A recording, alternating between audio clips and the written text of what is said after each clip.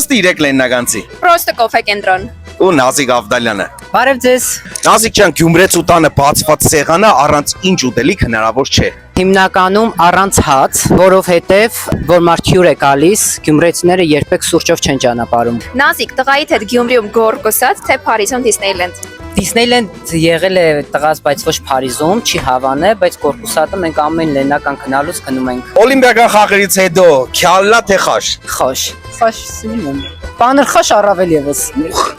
Իսպես լեննագանցի չի դեմ որ բաներ խաշ չի սիրե։ Շատ։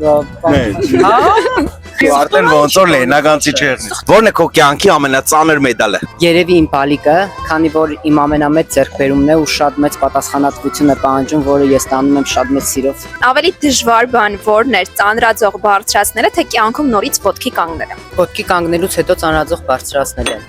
Վաու։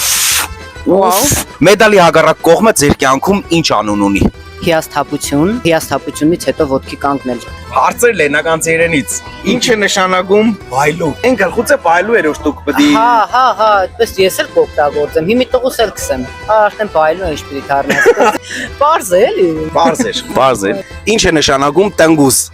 Տանգոզե մայլի տղեն։ Սիրուն, կոկոս։ Կոկոս։